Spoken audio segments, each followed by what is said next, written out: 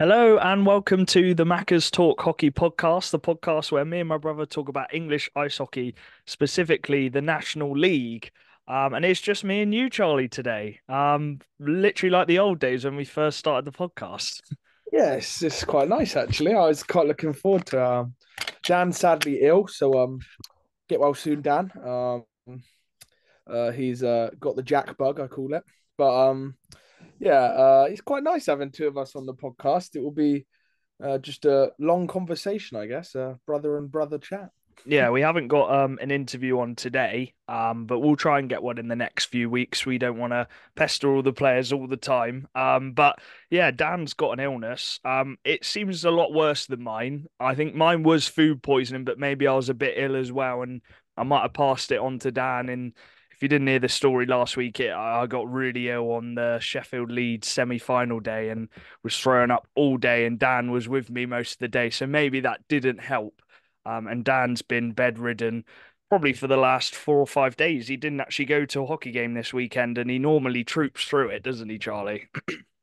Yeah, he did say if it was Basingstoke, he would have gone. He said that to him. He said he's gone to Peterborough with tonsillitis before, driven there. So the guy's a trooper. But yeah, he's hopefully going to be recovered to see the Vanya debut. Yeah, well, we'll get on to the news. We're going to do the news and then talk through the weekend's games because there's some wow, crazy results, I think. One in particular, but starting with the big news, which was I think the day after we released the episode, was Vanya Antonov has signed for the Swindon Wildcats, and I still can't believe he's signed for the Wildcats. Obviously he's left the Berkshire Bees, and he's joined the Wildcats. And how shocked were you when you first heard about it, Charlie?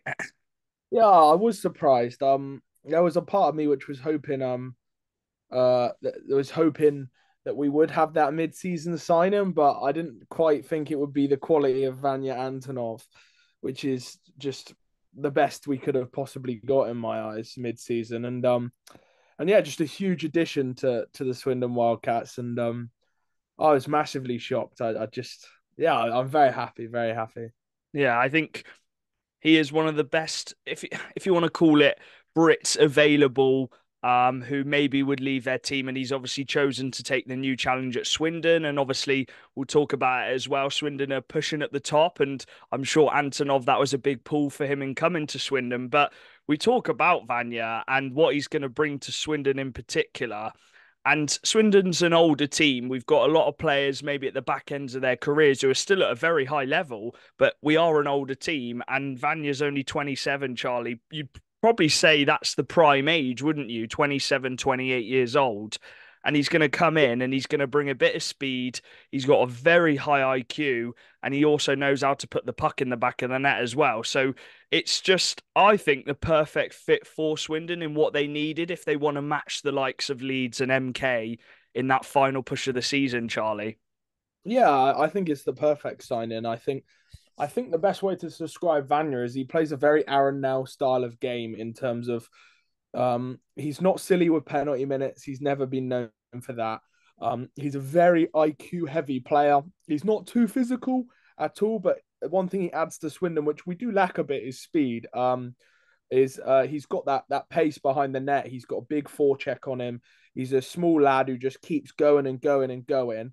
And what I'm really excited to see is he's going to play less minutes than he did at Bees. He hasn't got as much pressure on him to pick up all the points, etc. So he can enjoy his hockey more, and he's able to play a lesser role, which means when you go out on the ice, you're fully ready, you're fully back. And I think just to put it in context, this is the first competitive team in my eyes he's played at, apart from Streatham, but Streatham are league below, and Vanya, as many would know, he's way too good for the league below. It's the Yeah. first competitive team he's played on in the National League since Basingstoke National League One, or Bracknell Bees National League One as well, to be fair with them.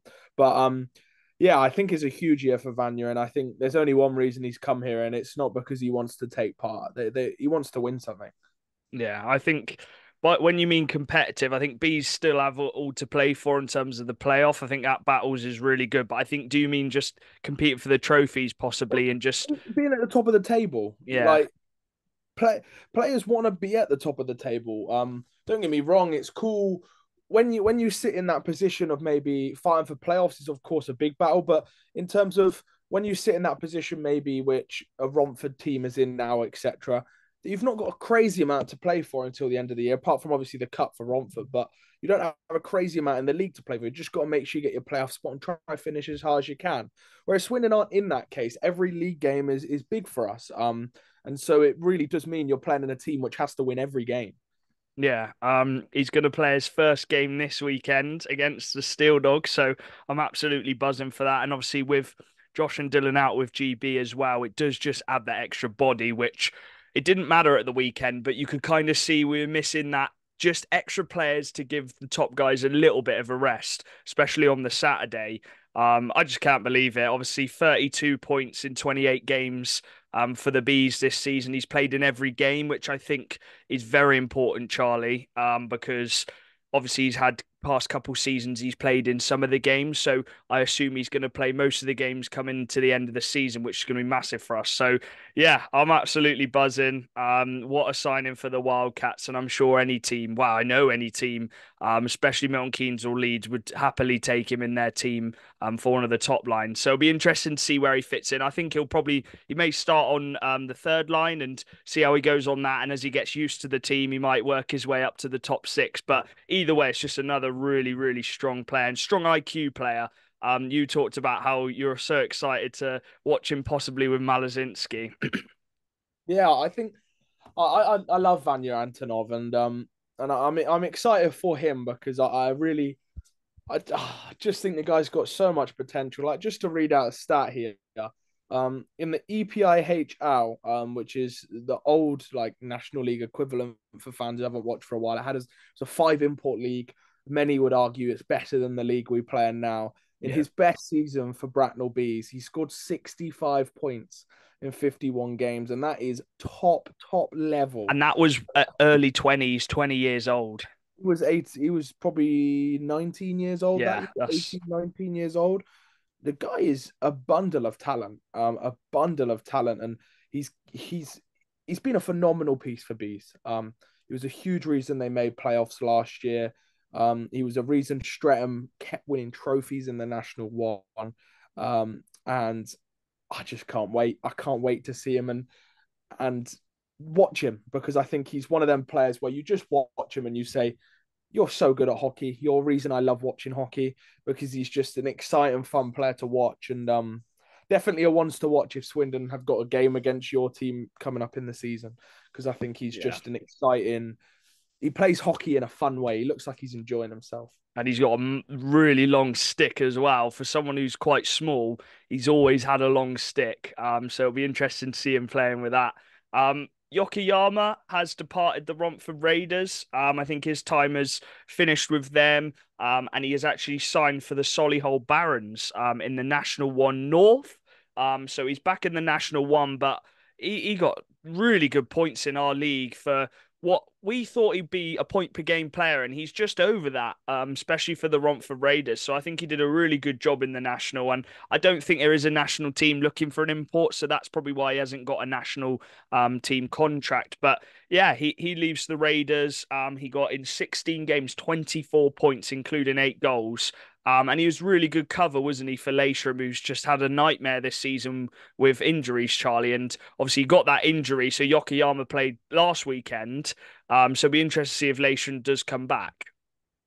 Yeah. Well, I can imagine Leisham's coming back, or maybe Yokohama had this as a pre-agreement and played his final games. But Yokoyama, I think he really excited me. I enjoyed watching Yokohama, and I think from his sake, I think it's a bit frustrating he can't be a Brit, because I think he probably would have wanted to Yeah. continue playing at the National League. Really exciting player who's very hard working. You could tell he played at the Switzerland League. He played in the juniors over there, and he also played in America. Just a really talented player who really stood out to me, and you could see why people did rave at him on the Nottingham Lions. And I'm sure he's going to absolutely tear up that Solihull Barons in the National One. But yeah, I thought he's a great player in our level. I thought to be honest, I thought he proved Telford wrong a little bit when he came to Romford. I think Yeah. he really played his role well at Romford. I think he showed he was a good National League player. Don't get me wrong.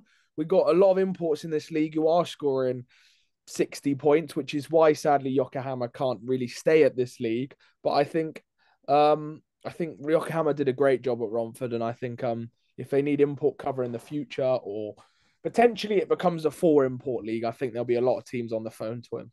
Well, he has got 14 games. I know this is a long shot, which is 25% of the season, which means he is eligible for playoffs, I believe, for the Raiders. So if push comes to shove and they really do need an import, I believe he could play for him if he re-signed. But obviously he's with Solihull now, so he's going to tear up that league, I think, to pieces. The attendances then in the National League, just to shout out for that, they were absolutely sky high over Christmas, and it's still selling out a lot of the games. Obviously the Lightning sold out 2.5k. The Peterborough Phantoms sold out as well. In that thriller last weekend, the Leeds Knights sold out just over 2,000. Bristol Pitbulls just under 1.5k.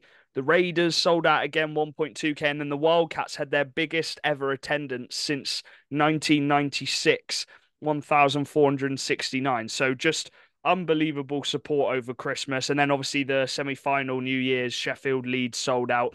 A lot of that was Leeds fans actually, so fair play to Leeds for coming over, but still really good to see it out. So yeah, it's just growing a lot, Charlie. I think you're seeing the social medias growing, the league's growing, and we talked before the season about what kind of improvements are going to be made this year so the league's better. You've got the website, you've got all these stats, you've got the teams all having streams, pretty much all of them posting the games online now. So there are steps being made in the right direction, which is good to see. Yeah, I think one of the things I'll say, I don't know how many watch or whatever, but congratulations to all the owners in the league. They've done a really good job this year. I think pretty much every club is up in attendance. Mhm. Don't get me wrong, part of that's because we're officially out of, I guess, the COVID era and we're moving into it. But attendances are going up. Hockey is growing in the National League and the Elite League as well. Coventry having their biggest ever attendance or close to that. And so it's really cool to see hockey is growing in the UK. Fans are coming through the door. Like even Swindon Wildcats, I think we were like 3 rows back on standing. It was quite crazy. So busy, and all the seating I'm seeing every week, it's selling out like a week before the game starts. And Milton Keynes obviously setting some massive attendances in the National League. I know it kind of becomes ironic because obviously they say but fair play to them. They are a huge club in this league.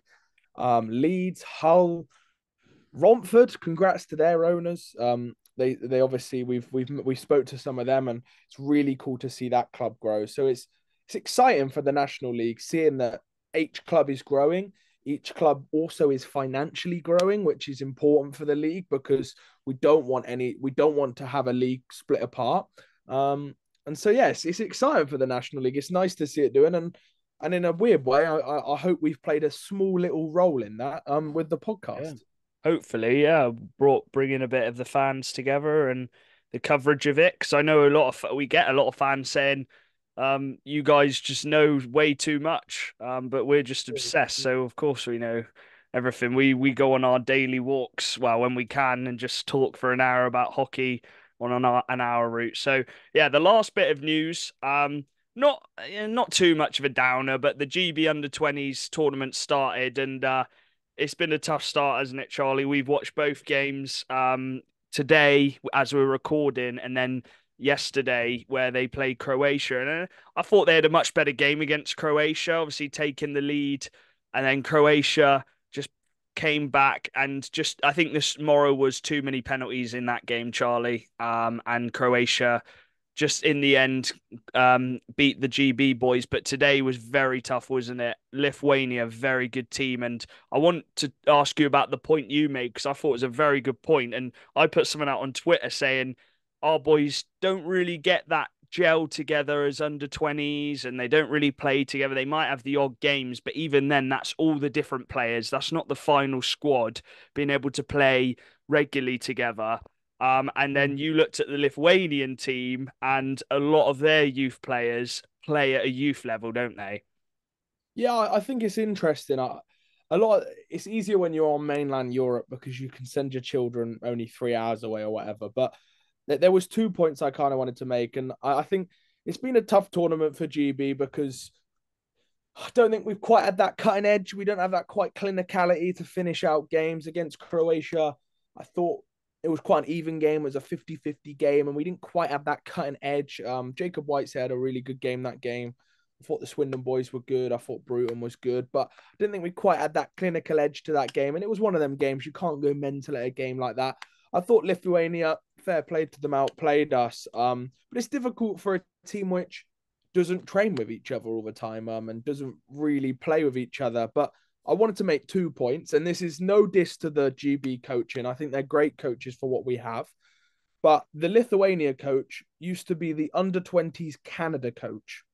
And just to put in context, they had Marc Andre Fleury, Brett Burns, and Sidney Crosby in that team. That was the team that their coach was coaching. His name's Mario Debucha, and he's currently coaching Lithuania's under 20s and under 18s. And I think they are really investing there. And most of their youth players play under 20 leagues. And don't get me wrong, it's great that our youngsters are able to play in a men's league, etc. But I do think it's difficult for them to suddenly go from adapting to playing Aaron now, who's maybe a slower sniper, who snipes it into playing some of the best young, quick skaters in the Yeah. world, or not in the world, but you know what I mean. They're top level players. A lot of them play in the Swiss under 20 league, and in that league you have a lot of NHL draft players.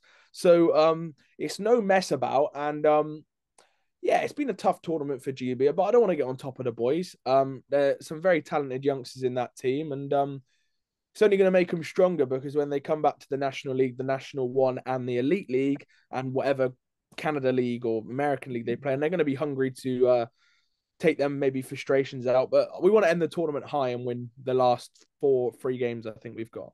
Yeah, I think it's tough because the UK is very different to these other countries in that the step up from youth straight to the men's is quite a quick little process.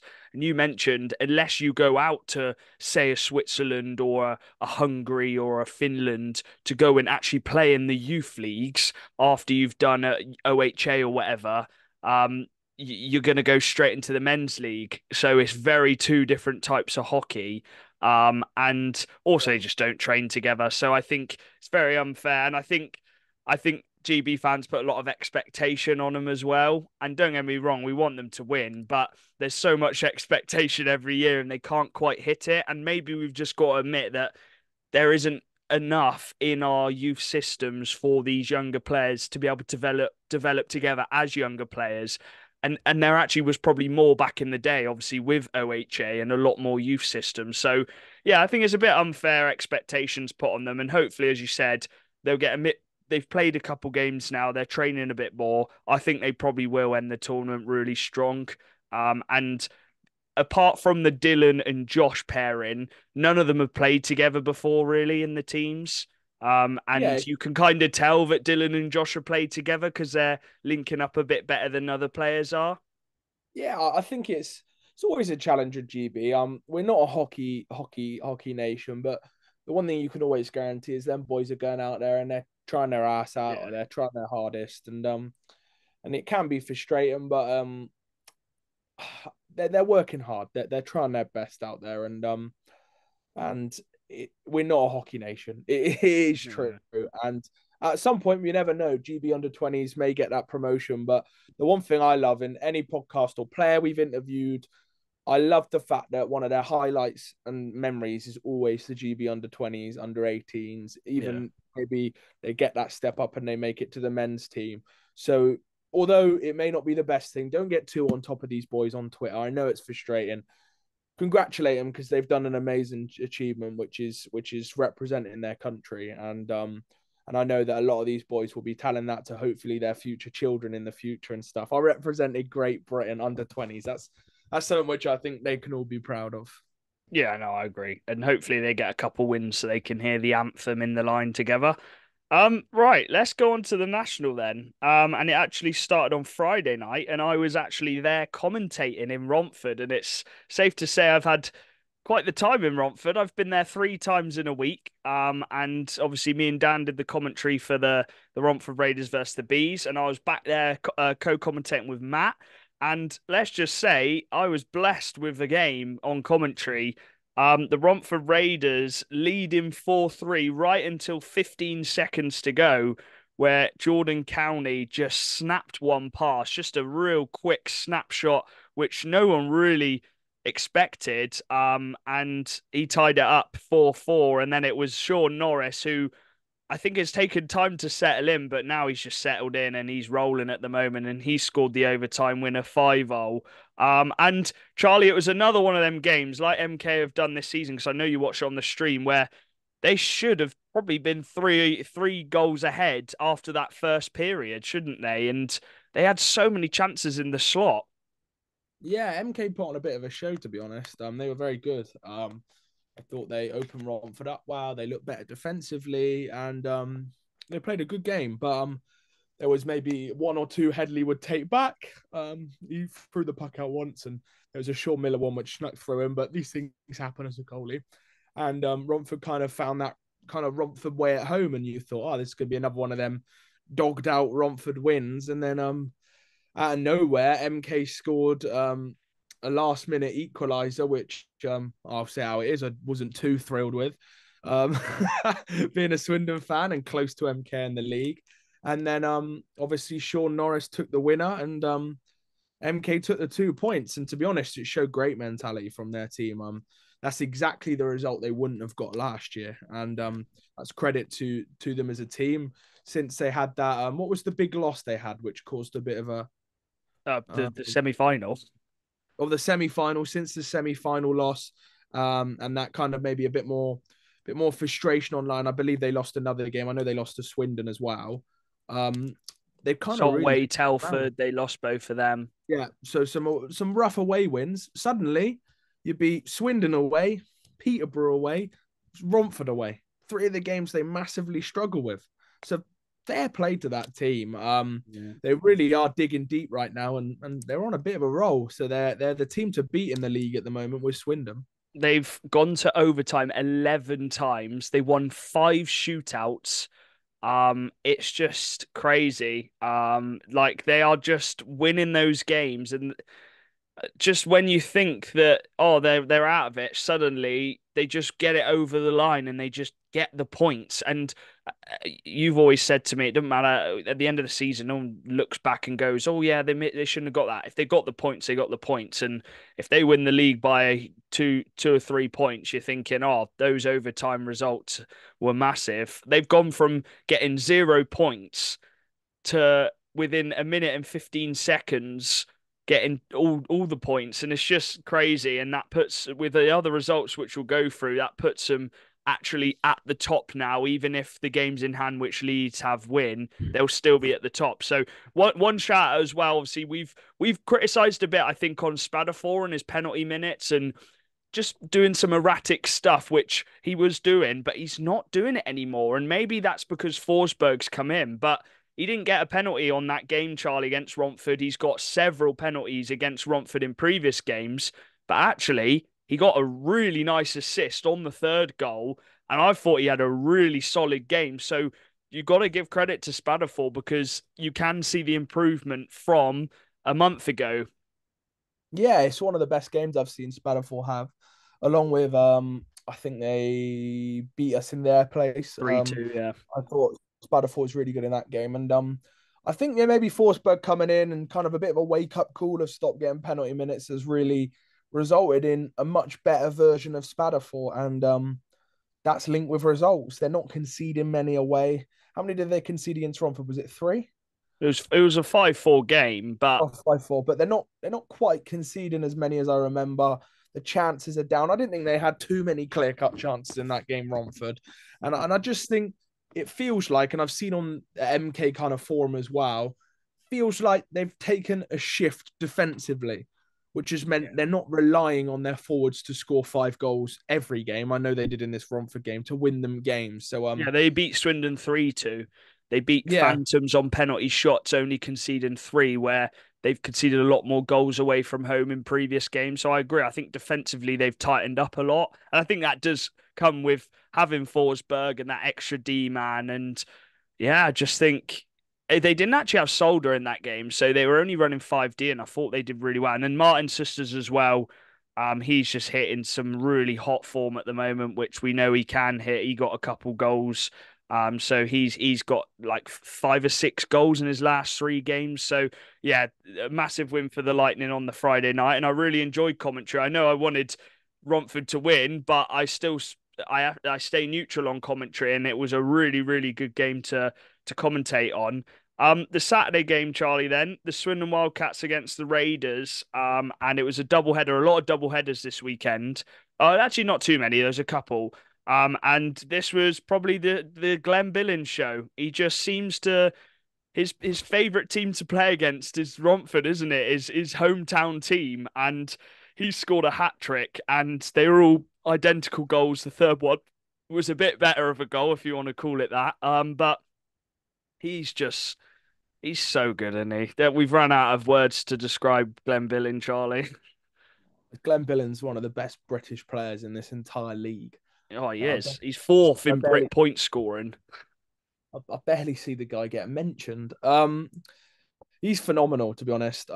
He's exactly what I love in a hockey player. He always does the basics right. You know he's going to defend well. You know he can PK. You know he's going to be good in front of the net. And he always has his man marked. And yet the guy picks up 48 points and like does it so sneakily. Mm. Um, he's just so good at hockey, and he does all the little things right. And he never scores. Don't get me wrong, the last goal was nice, but he'll never score a goal which you go, oh my days, how on It's earth not a did that highlight happen? reel goal, no. He's not a highlight reel guy, but he's got 22 tucks. Like he scored 22 goals, and they may be the worst goals ever, but it doesn't matter because they're in the net, The and he's so tappins. good at just standing back post and saying, "D-man, you're not going to mark me. I know you're not. I know you're not going to stand next to me." Or he'll be stood in front of your goalie and he'll go, "Push me if you can. You're not going to move my feet." He must be the most annoying player to play against because he's so strong on his feet, and his stick. If you look at Glenn Billings' stick, it's tiny. It's not a big stick. He just keeps the puck in between his legs, bang, bang, bang, and then he scores these scrappy, amazing goals. And oh man, he's one of my favorite players to watch. He's a coach's dream, and him and Britnell have really clicked together. And yeah, he just came big in that game, and that's what you want. Your second line center. He shouldn't. Yeah, he could be top line if you call it top line. Um, Yeah, I he's said that we've got our Malas now Ballint line, but to be fair, our top line at the moment is probably Glenville, Jones, and Britnell. And Britnell's just, we'll talk about him in the second game a bit more, but he is just on fire right now. The Raiders, I thought they actually put in a decent little road game. They always give us really good games. They're always tight when they come down to Swindon, and Jake Sylvester got a couple, but there's a lot of penalties in that third period. Penalties which I didn't agree with on both sides. But Swindon's penalty killing just proving why it is so good. Second in the league for PK. No, sorry, third in the league for PK. Not far behind the Bees, and you can see why everyone's just throwing their body in front of the puck, just letting Mar see the pucks as well. I think we've spoken, me, you, and Dan, so many times about the balance of trying to block the pucks, but also giving the lane for Rennie Mar to see it. And I think that's showing. And Rennie talked a bit about that in our last episode. So go check that out if you haven't seen it already. We interviewed Rennie Mar. But yeah, just a dogged out performance from Swindon. It wasn't your best performance this season, wasn't the prettiest performance with highlight reel goals, but it was a really fun one. And when Billings scored that hat trick goal, it was we were all celebrating in the corner. So it was a really nice game. And then the whole Seahawks, they have now got back-to-back 4-point weekends, and the start of this 4-point weekend was a huge 2-1 away win in Leeds. They limited Leeds to 1 goal. And Hodgkinson getting the game-winning goal, who you pointed out on one of our walks, has really come in and just been really good for them, solid for them. He's not one of their top D, but he's chipping in with goals. He's chipping in D, whether he's on second pair, third pair. And you could see the effect. I know I didn't watch the game, but I already know you could see the positive effects of having Barmer in that team, Charlie. They've gone from conceding 5, 6 goals a game to limiting the league champions to 1 goal. Yeah, they're playing both games. Like we'll speak about, I guess, a bit later. But the Sunday game they can concede four, but they'll outscore you.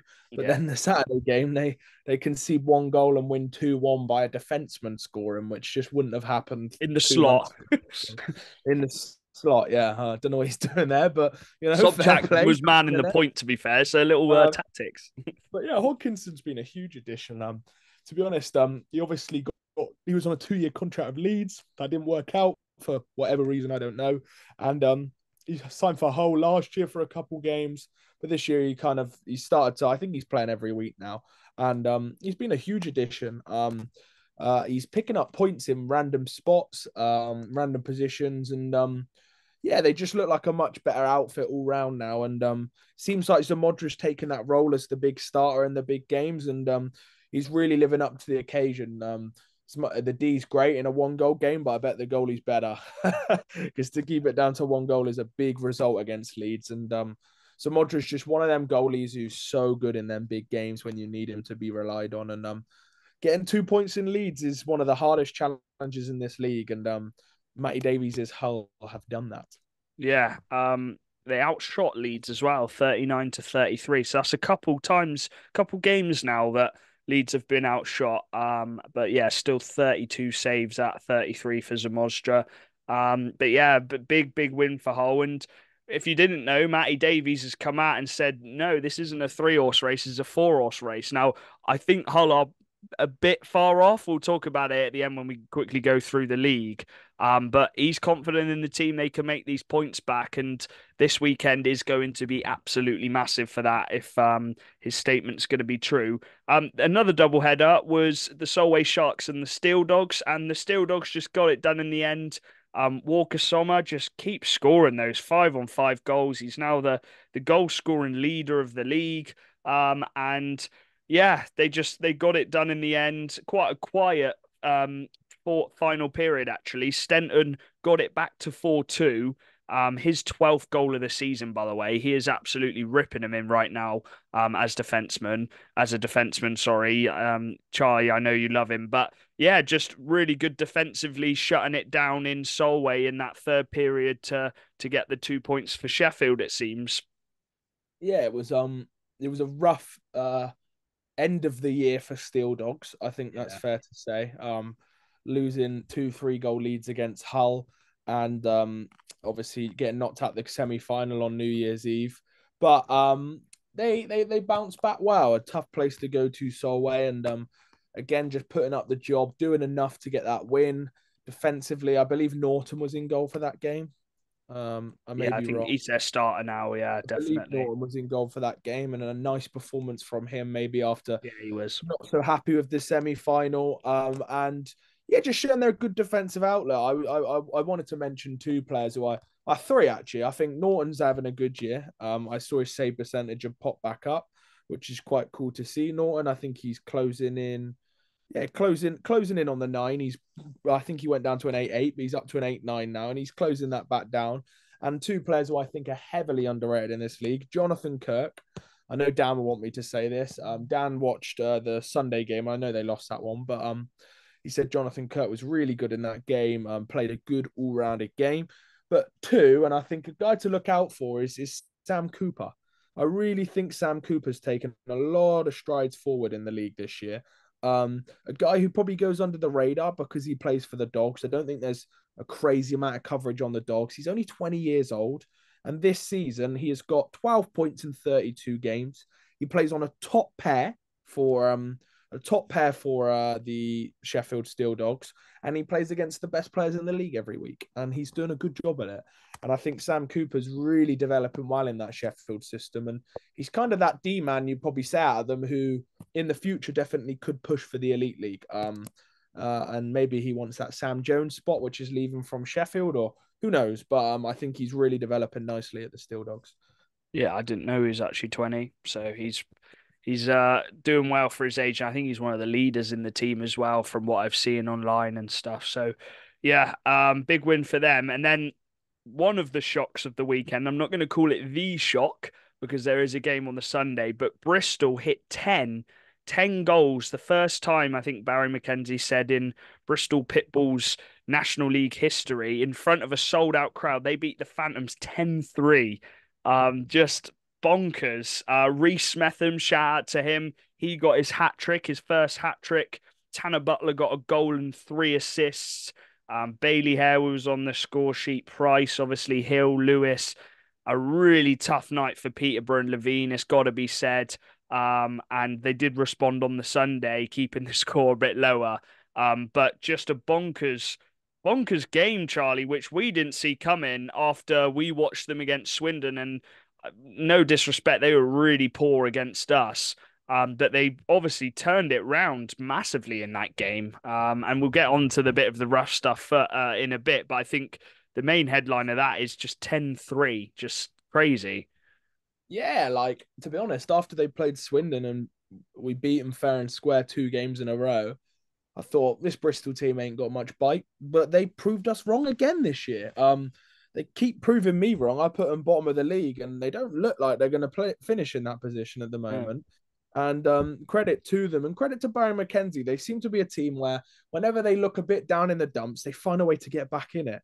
And they were playing no like lying about it. Peterborough on a 5-game loss streak going into that game. Mm. But Peterborough would have looked at the doubleheader against Bristol and gone, we need to get 4 points. And Bristol said this is a tough place to go in their rink, and they helped out Tommy by putting 10 past him, which is nice to support. And I think it was just a huge result for Bristol as a club. I think getting home form is massively important for them because it keeps these sellout crowds. And if they do the right thing, that rink will sell out every week till the end of the season. Yeah. They sell out. If they're performing well, that rink will sell out. They're only 6 points behind, no, 4 points behind a playoff spot right now against Solway. Solway do have 2 games in hand, but that's a better position than I would have put Bristol in. And the most important thing for me out of that game is getting depth players a bit more confident. It is huge for a team. If a team like Bristol wants to push for playoffs going into the end of the season, they need players like Elliot Lewis, Mason Lipsey, Ewan Hill, Reese Smetham, Barry McKenzie. They need points from them. You cannot rely on Nick Price and Bailey Harewood for the whole season. Butler. So, Butler, sorry, yeah, Butler's 38 points in 30 games. The D-man's pretty crazy. And also the highest penalty minutes, so he's flipping balling out at the moment. He's got top penalty minutes and top points for a D-man, so fair play. But on the positive note as well, is just they did it without Jacob Whitesay, a big D-man for them, and I just think it's a huge win for them as a club. And as much as I can banter them a bit, and the Southwest is still red, they are definitely improved a lot since last year, and I think that's a congratulations to Barry McKenzie as a coach.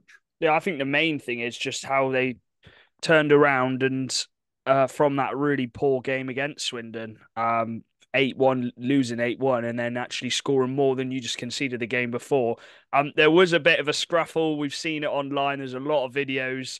The only player who's looking like he's going to get banned is Harewood. It wasn't great. I'm not going to lie. It's silly. You're 8-1 up. You shouldn't be choke slamming a guy onto the floor. Bags of talent, don't get me wrong. Great player. But Tom Norton's what, 34, 35, and you're choke slamming him on his back. I know he's got hockey gear on, but flipping it, that would have taken a bit out of him. And then the bit I didn't like was the punching afterwards. He's on the floor, he's helpless, and you punch him. So I think he's going to probably get a ban incoming. And maybe, yeah, he shouldn't have done that, really, especially in an 8-1 game, I think it was at the time. I'll be honest, if I was the coach, I'd be a bit fuming because you've lost one of your most talented players for the next night when you were 8-1 up. Yeah. That's just silly. Don't get involved in that stuff. Peterborough are going to want that because they need to show fight. They need to show that they're because they were losing 8-1 to 10th in the league on paper. That's not what Peterborough are going to want. They're going to be frustrated, but especially when you're one of the top guys, stay out of that. Yeah. You don't need to be involved in that. But I understand heat at the moment, and I think Tom Norton played the next night, so thankfully he was okay. But yeah, it was a big slam. I'll tell you that. It was, yeah. I wouldn't have been surprised if I turned on my TV and it was WWE and Bailey Harewood was slamming Norton. So Yeah. it was a big slam. So I can imagine Dops's ban hammer. I'm going to use my TV remote. Bailey Harewood banned. I don't know for how many games. Yeah, I don't But know. Maybe one game and he's already served that. So. yeah, well, he served the Sunday. So yeah, big win for them. And then the final game on that Saturday was the Lightning's game because they didn't play Sunday. And they shut out the Bees 5-0. And this is an impressive stat for me.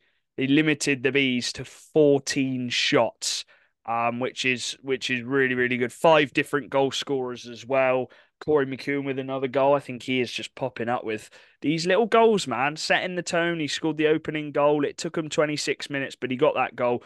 Max Wright, though, we'll talk about him on the Sunday a bit more, but 45 saves out of 50. I've told it could have been double figures if it wasn't for Max Wright. So just what you want if you're Milton Keynes. And we talked about them defensively looking much solid. Well, without Salisbury as well, obviously they didn't have Salisbury that game. That's the perfect home performance there. 5-0. I'm sure Wallace was buzzing with that.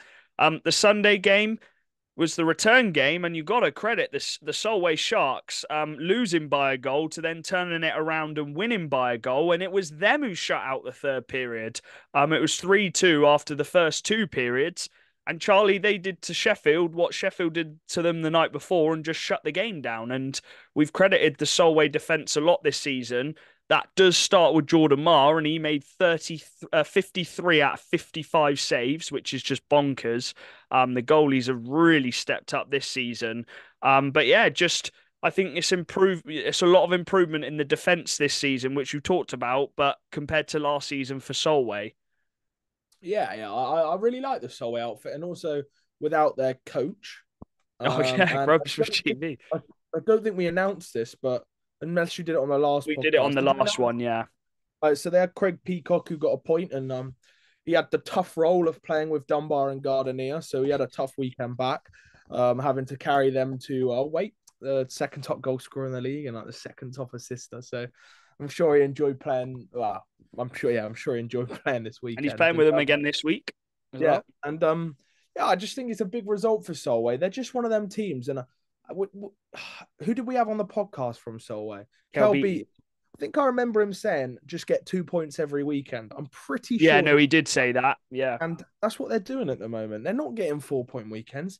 It doesn't matter for a playoff weekend. Go 50% win ratio, and you're going to get there. So they just seem to at the moment be splitting every weekend, and to be honest, they signed one guy in the summer, and that was Jordan Marr. Well, one main guy, which was Jordan Marr, Yeah. and it's doing dividends at the moment. They've had a lot of players who have improved. Henderson, Mason Alderson, Kale Beattie, Liam Stenton, to name four. Them players have massively improved. And then the goaltending from Jordan Marr, especially in the last probably 10, 15 games, has really stepped up. And that's what having a good goaltender can do. And it brings confidence to the team. If they had lost that game 5-4, they don't come away with as much confidence. But because Jordan Marr stood on his head, took the game by the scruff of the neck, it's a big result. And I believe Kerr got 2 assists in that game. I know that's random, but I believe he did. Who? Kerr? No, I think that was the Saturday game. Oh, Kerr got 2 assists in I one was going game. to mention him. He's going under the radar a bit because he's having to play on the top roles.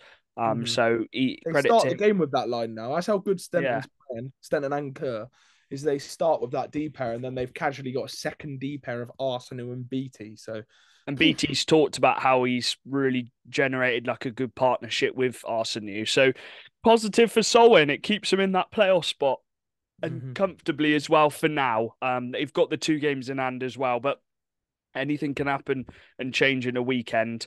And shout out to Callum Boyd, another goal from him. He got the game-winning goal, which was assisted by Stenton and Danskin. So really good weekend for Stenton, actually. A goal and 2 assists this weekend. He's really, really just yeah, he's been sick this weekend. On to our game then, and I know you didn't go to it, but I was on co-coms again, with Matt, for the Swindon Wildcats against the Romford Raiders. And before we quickly get onto it, I just want to say another massive thank you. I don't think fans realise how much effort and time these fans put in to make these streams work. You might complain a bit about the camera angle of the stream or them not capturing certain things.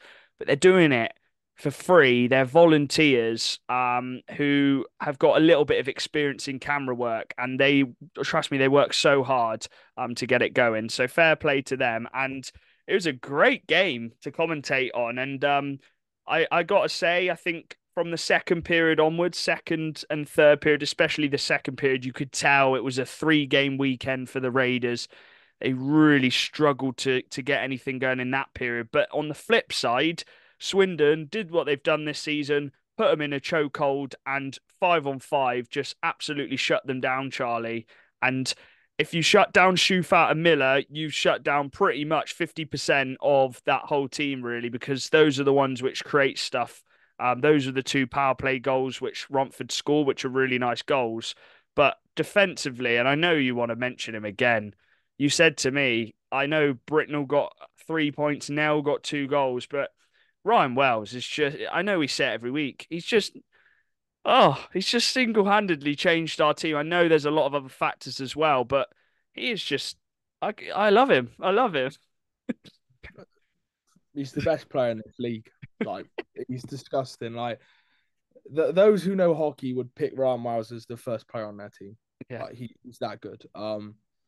He's he's so good. He's like, I watch him and he shuts down games, and like, fair play. Like, there will be games where D-men are always going to get exposed in some games, but Ryan Miles is he's just sick at this level, and I'm very happy to watch him. I love watching him. I think he's a quality player, and I would have given him man of the match, and I don't even think he got a point, but I don't care because he was that good. He got a He point on the final goal, which was the kind of empty net, but wasn't that Malas's goal? yeah. He got a point on the best goal. He It only was the crappiest goal. he only But assisted the no, I goal. know what you mean. Like, he's But someone he's who just doesn't have to get a point to be a man of the match player. yeah, he's like the he's the Canadian Glenn Billing of defensemen.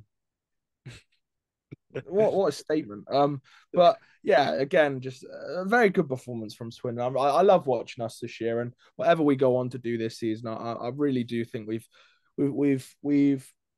done really well this year, especially since maybe since Malas's band ended. I think we've really turned a switch. And yeah, we're really good to watch. Godfrey's playing really well with Wows. Glenn Billing again cooked. Jake Britnell's pretty good. He is just that. If you get Unreal. a chance, when the highlights come out, I believe they're coming out as this goes out today on the Wednesday. That first goal, Glenn Billing wins the face-off straight back to Britnell. The Romford Raiders don't even close him down. He snipes it, both posts in the back of the net. It's just, oh, he is just coming to his own at the moment. He was like 20 points behind Sobchak like a month ago. He is now 4 points behind Owen Sobchak. He is chasing that top point score. I know he's hungry to try and get it. Another 3 points for him. Aaron now just doing what we know he does. He just absolutely snipes it. They coughed it up on the blue line, and he just took no prisoners and put it straight in the back of the net. And it was just a great performance for the Wildcats, and a 4 point weekend, which was, I think, before Vanya Antonov comes in, you just want to get that 4 point weekend, and then you can now kick on as well with Vanya coming in. So just a really great game. And I spoke to so many Romford Raiders fans, some older fans who've been watching Romford for a long time, and they said that was one of the best performances from an away team they've seen at Romford because of how tense it can be there, and we didn't get it in our own heads. And the last thing I'll mention on it, earlier on in the season, Charlie, we were 2-0 up with 2 minutes to go, and we ended up losing 3-2 in overtime. We were in pretty much the same position, 2 goals ahead, and we just killed it off this time perfectly. Yeah, it helps that we've got Rennie Ma, who's Oh, averaging like a nine not to three even at the mention moment. him. He's 9.46 he is. he's like Nine every sorry, game. 91.46, same as Gospel. He's a 9-1-4-6, but in his last 3 games, last 4, he had, against MK, he had an 8-9, but he had a shutout, a 9-2-5-9, a 9-4-1-2, and a 9-5 in his last 4 games. And before that, his stats would be that high. He's playing the best hockey I've seen him play, and in a game like Romford, when they've got fair enough to them. They had 40 shots on him. He saves 38 and gets a 9-5. Like, yes, we dominated, and I did think we were the much better team, but they did try. They did put a lot on him, and Oh, Rennie we Mar. we we if I was to say a negative, we give away too many penalties. And Yeah, oh yeah, I they had forgot a about lot that. of power play I think they had opportunity. about 6 power plays, and don't get me wrong, I think they'll definitely be training power plays this week. I don't think it was particularly brilliant against us, but um, we Rennie Mar, just if you can see the puck, he saves it right now, and it was cool to interview him last week and really get an insight again. If you haven't watched Rennie Mar's interview, click back on the last episode. But it was good. It was a good performance, and I will say this: I don't know if people are wondering, but I have stepped back from quite a lot of away games this season. Just taking a break from travel as I'm traveling the world a bit, and I think my head was a bit cooked after Christmas. But it's cool to watch some of the streams because I think the streams have been really good. The Romford stream is a lot better than it was 2 seasons ago. I'll say that honestly. And I think I put the Sheffield stream on. That's been a good one. And I'll be watching the Hull stream as well. And I like the commentator from Hull. What's his name? Is it Connor? Yeah, Connor Yeah, Lynn. Connor. I like Connor, the commentator. So yeah, I think the streams have been good from someone who's watched a couple streams this year, and it's nice that I'm able to watch them at home in the National League and still support the boys. Yeah, I've been to every Sunday game so far. I know it's my job and I want to do it, but yeah, it's ticking them off slowly. The Phantoms versus the Pitbulls then, and it was the complete opposite to Saturday. 1-1 final score. Sorry, after 3 periods, and then Luke Ferrara, a really unlucky goal for the Pitbulls. I gotta say, I thought they were actually really lucky after watching the highlights. The first goal, Barry McKenzie should have cleared it on the power on the PK. He was really annoyed he didn't clear it properly out the zone, and he gave it straight to Buglas, who scored. And then the overtime winner, Ferrara hits it into the slot, and it comes off Tanner Butler's skate and goes in. And I felt quite bad for Napier because it sounded like he had a brilliant game. And he's had two mere goals scored against him, which is out of his control, really. So, but a 3 point weekend for Bristol, and it's probably what Peterborough needed as well. They just needed a low scoring game where they won it and there wasn't too many mistakes, and they got that there. And a 2-1 win, I think, was very important just to finally get that win on the board, Charlie, and they'll try and kick on from there, I think. And it was good, probably good for Levine as well, just limiting it to that one goal. Well, from what I saw, I haven't watched the highlights, but from what I saw, the photo of Ferrara celebrating it clearly Oh, meant. relief.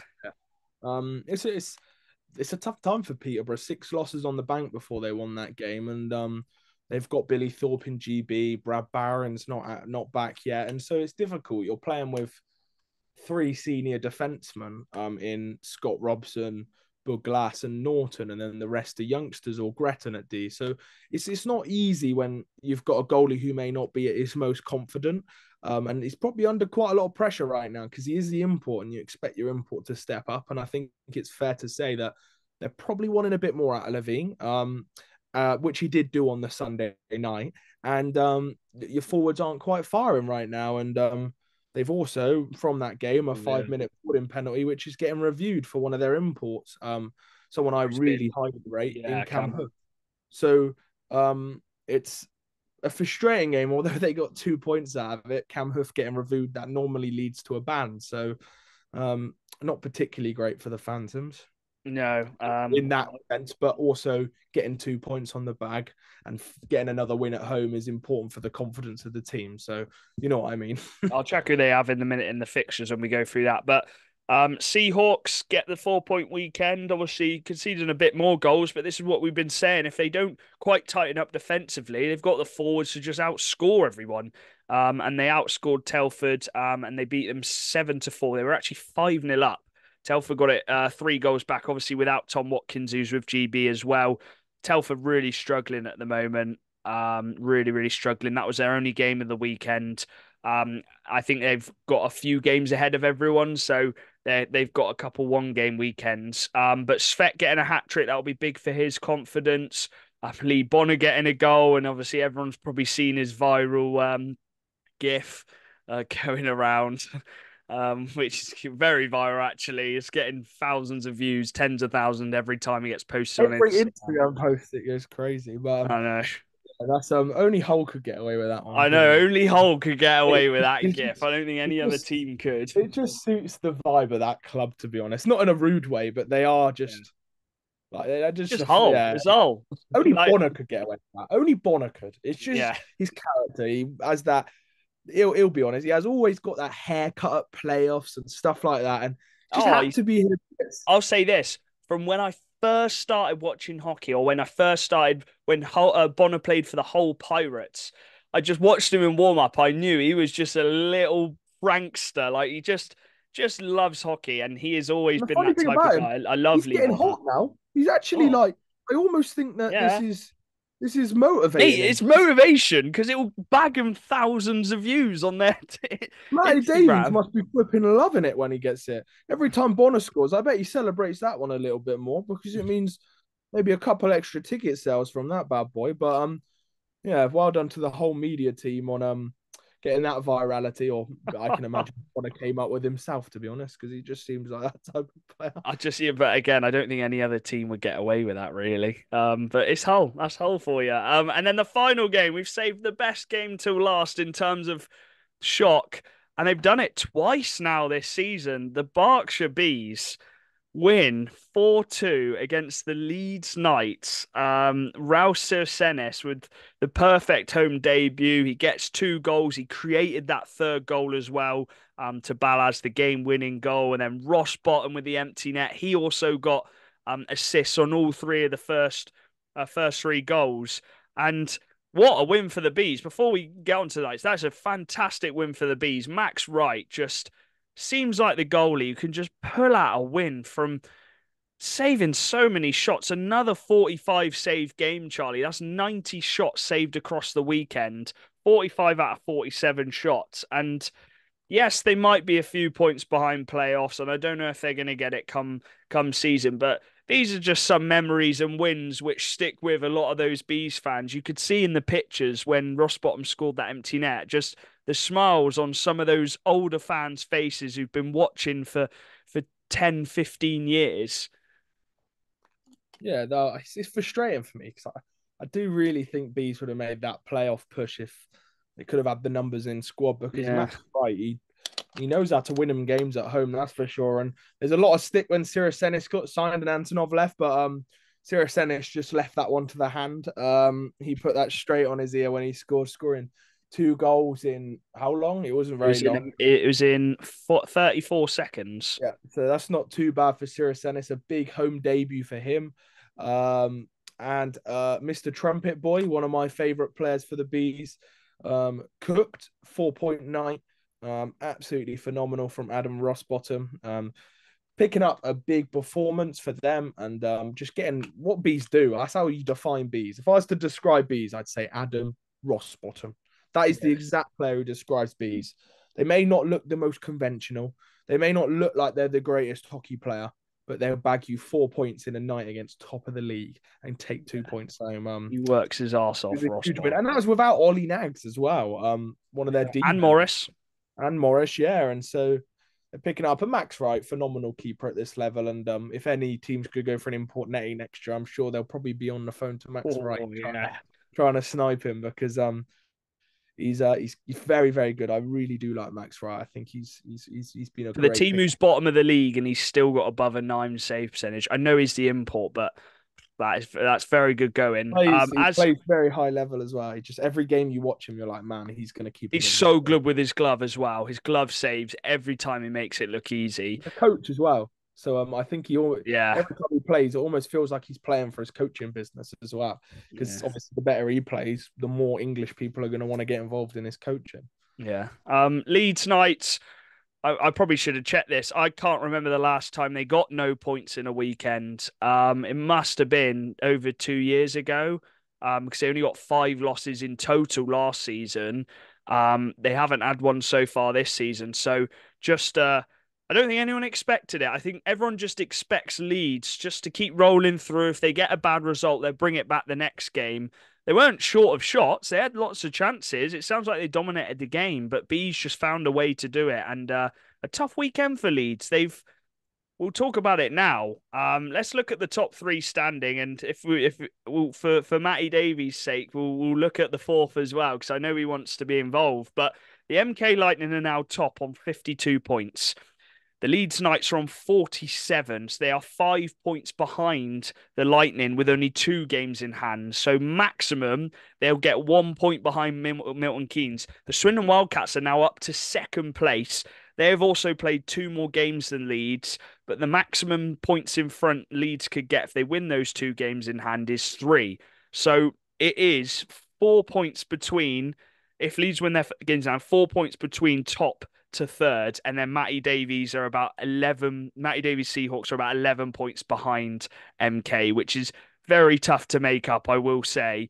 But yeah, Charlie. I said to you on a walk, I don't want to put pressure on it. I hate to say it, but you said there is a title race, and it starts now. We're over halfway through, and it is a 3 horse one at the moment, isn't it? Yeah, yeah. I like Matty Davies' confidence, but I think yeah, you could technically say they're still in it, If they but win both this weekend, they've got a there's lot. They've got yeah, they do have to. You said they probably have to win 95% of the games, yeah, don't they have to probably lose maximum one or two for the rest of the season to win they? this league. But that's still possible, so I'll give them that. Hull have got to win pretty much every game, but for Leeds, Swindon, and MK, it's a hell of a fight. And adding Antonov to that for Swindon is adding another weapon, the tool bag. It's a huge weekend for us. Obviously, Sheffield at home, fifth in the league, Hull We haven't away, beaten them fourth in yet the as well, Sheffield. We've got a lovely fourth in the league versus top of the league battle in top of the league's game rink. But like I said, if Hull want to be in that title race, beat MK. I'm more than happy for you to do that. I'd love that, if anything. So please, Hull, go do that one. But But then don't beat us on the Sunday. but yeah, it's it's an exciting point of the season. Like it's really exciting. And to be fair, Leeds, I'll still say this: they've conceded the least amount of goals in the Oh league. yeah. So they're still a threat. They've scored less than us, which surprises me. Mm. And they're the fourth highest goal scored, least conceded. Um, so it's interesting. It's very interesting, and I love the position the league's in right now because it's exciting. We never want it to get dragged away, and it could do. It still has that potential. But isn't it 54 games or 56? 54. So we've got 54 games. So we're 21 looking at games 21 remaining. games to go for Swindon 42 and points up for MK, grabs. 22 to go for Hull, and 23 to go for Leeds. If Leeds do win their 2 games in hand, it is 52, 51, 48, 39, which is super exciting. And from a Swindon fan's perspective, to be honest, I don't quite know. Well, I think I did predict us top, but I always do. No, you predicted Leeds, I think, actually. Oh yeah, I did predict Leeds. From a Swindon fan, I didn't know whether we'd be in this position probably 2 months ago, and we are. And so I'm really excited for the rest of the season. Let's see how these boys do. I'm backing them so much. Milton Keynes, the pressure's on you. It You're top is, of the yeah. league. The game's in hand. You're still top of the league. So it's your league to lose at the moment. You are holding the top spot. Hull, good luck.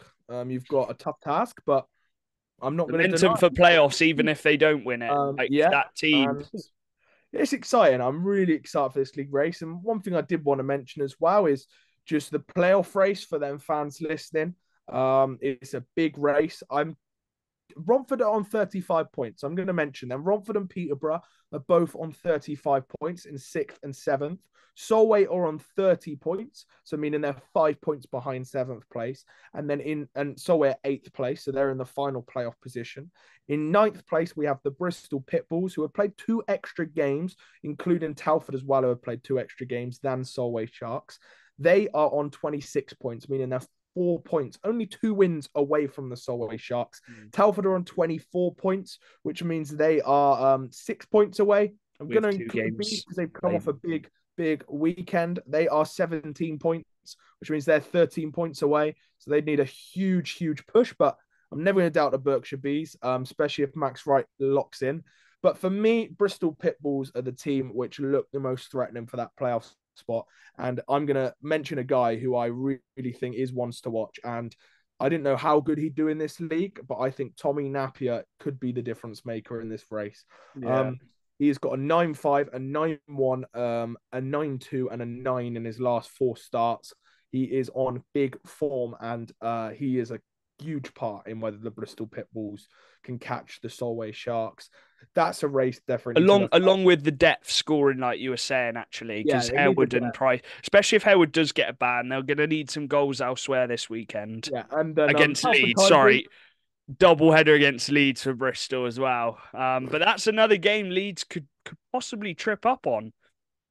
Yeah, so this league's crazy. I could talk about all day, but the final team is and a team I guess we didn't talk about much because they haven't got they didn't have only have one game this weekend, but Telford need points right now. It's a Yeah. difficult position. They've got Romford at home and then Swindon at home. The next, oh no, Romford at home and then that's it. So they got Yeah, one game that's what weekend I'm saying. They've at got home. one game Say weekend. how it is. It's a must win for them. They've got to win that game.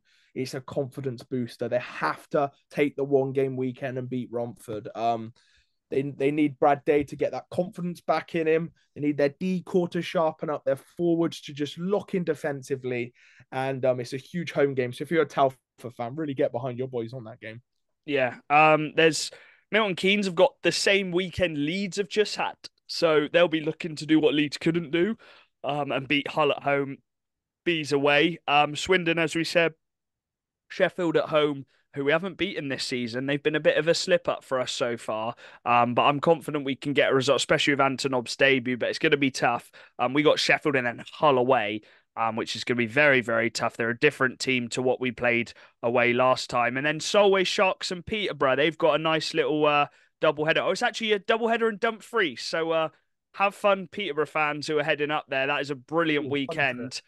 Really nice trip up there. So Solway Sharks, Peterborough double header, and then as you just mentioned, Telford have got Romford, and then Romford have got Sheffield. So a really exciting weekend of fixtures. Leeds, that is a must win. On the Saturday, it is in Bristol.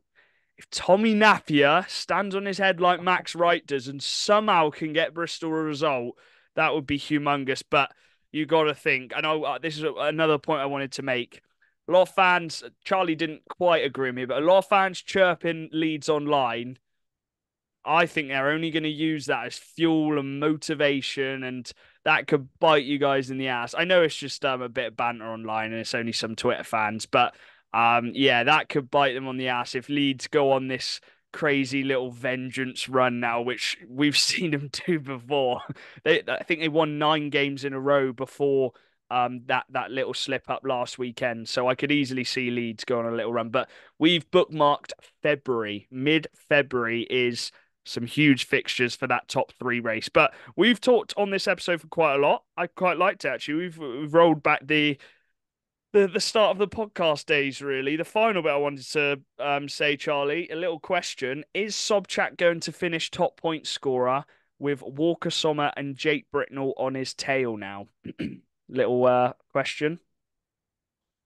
I have a feeling, from what I know, is I have a feeling Sobchak's listening. So I'm gonna challenge him. No, you're not. Bring it. Oh, oh, Jake Britnell is going to Come on. try and Nah, catch him. nah. There's only one guy who's catching him. It's the Malazinski dark horse second half of the Oh, here season. we go. 300 points in the second half of the year. Shut up, man. But no, the points race is well and truly on still. Sobchak's still got And the four top points. goals race is a fun Yeah, one as well. so I'm going to get to that. 4 points ahead. Walker Sommer's just absolutely smashing them in. I'm sure we'll mention him in a sec. Britnell and Miller, they're close behind. And then Gardner's a little bit further behind. And then, as you just mentioned, Sommer is just racking in the goals at the moment. He's now ahead of Gardner with 35 goals. Gardner is second with 34. And Bobby Chamberlain hit the 30 goal mark this weekend. He is in third place. And if Cam Huff does get a ban, that'll set him back a little bit. And then goalkeeper save percentage. Sam Gospel is joint top with Rennie Marr. That's a really good battle at the moment. Max Wright third. Max Wright is third despite Bees being at the bottom. I think that just speaks a lot of levels to the level he's playing at. So yeah, it's And no, you forgot the most important race. Who's going to get the most pims in the league? oh, Talabot takes that one at I don't 109. know if that's a stat Second in on the here. league, is Liam Morris, 96. Jordan Buesa, 92. Oh, Fourth in the league, will Jordan Spatterford up his game on the penalty minutes again? Hopefully so, as he's on 91. And fifth in the league, but not last, is Jake Price. Put your bets in the comments. Who's winning the penalty minutes of the season award? I don't know with that one. Who won it last year? Was it Pekka? Yes, I believe it was Pekka because he got 2 bans. And then the year before, Right. We hope you've enjoyed this episode. We'll try and get an interview for next week's episode. But yeah, we'll catch you in the next one. Hopefully Dan recovers soon. Peace. Bye.